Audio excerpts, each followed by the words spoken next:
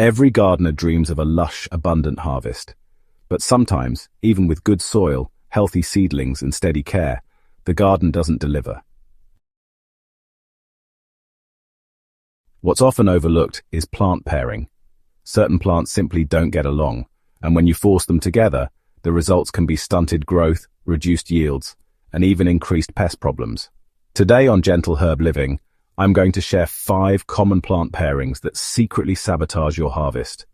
If you've been struggling with disappointing results, one of these mistakes might be the reason. Tomatoes and corn compete in all the wrong ways. Tomatoes and corn seem like a natural match. You'll find them side by side in recipes and in gardens across the world. But in the soil, they're terrible neighbors. Both are heavy feeders, drawing huge amounts of nitrogen and nutrients, so they end up competing instead of thriving. To make matters worse, they share a common enemy, the corn earworm, which also happens to be the tomato fruitworm. Plant them together, and you're essentially rolling out a red carpet for pests.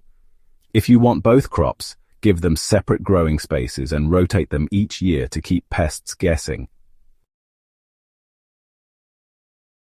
So, onions and beans actually stunt each other's growth. Beans are, natural soil builders. They fix nitrogen from the air into the soil, which enriches it for future crops.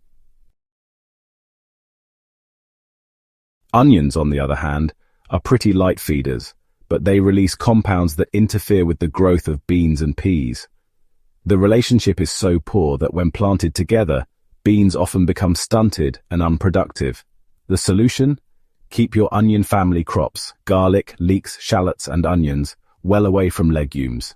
Instead, plant beans near corn or leafy greens, where their nitrogen boost will actually be appreciated. Potatoes and tomatoes are, honestly, a recipe for disease disaster. It might seem convenient to grow potatoes and tomatoes together, since they both belong to the nightshade family. But this family connection is exactly why they shouldn't share space. They're both vulnerable to blight and other fungal diseases, and planting them together practically guarantees that if one plant gets sick, the other will too. On top of that, both demand a lot of nutrients from the soil, leaving little behind for the other. If you want to protect your harvest, separate these crops and give each its own space in the garden plan. Carrots and dill don't mix despite their similarities. Carrots and dill belong to the same plant family, and while they look like friendly relatives, they don't get along in the garden. Dill releases compounds that can stunt carrot growth, especially when dill is allowed to mature and flower. The flavors may complement each other on the plate, but in the soil, dill acts more like a bully, competing for nutrients and space. If you love dill, plant it near cucumbers or brassicas, but never near your carrot rows if you want long, healthy roots. Cucumbers and aromatic herbs can actually stress each other out. Cucumbers really thrive on steady moisture and gentle growing conditions, but when they're planted next to strong aromatic herbs like sage, rosemary, or basil, their growth can be thrown off.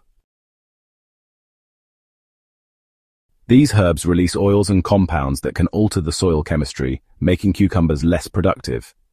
To make matters worse, cucumbers are sensitive to crowding, and vigorous herbs often overshadow them. If you want both cucumbers and herbs, keep them in separate beds or containers, giving cucumbers the space and calm environment they need to flourish. Wrapping it all together. Companion planting is a powerful tool in the garden, but it cuts both ways. Just as the right pairings can boost growth and repel pests, the wrong ones can sabotage your harvest. Tomatoes and corn compete for nutrients and attract the same pests. Onions cripple beans and peas. Potatoes and tomatoes spread disease to each other. Dill undermines carrots, and cucumbers falter beside strong aromatic herbs. Avoid these combinations, and you'll immediately give your plants a better chance to thrive. Successful gardening isn't just about what you plant. It's about how you pair and place those plants. Think of your garden as a community. Some neighbors work well together, supporting each other's strengths, while others clash and drag each other down. By learning which pairings to avoid, you'll protect your harvest, save yourself frustration, and move one step closer to the abundant, chemical-free garden you're working toward. If you found this guide useful, make sure to subscribe to Gentle Herb Living for more natural gardening wisdom, and share this video with a fellow gardener. You never know who might be making these pairing mistakes right now.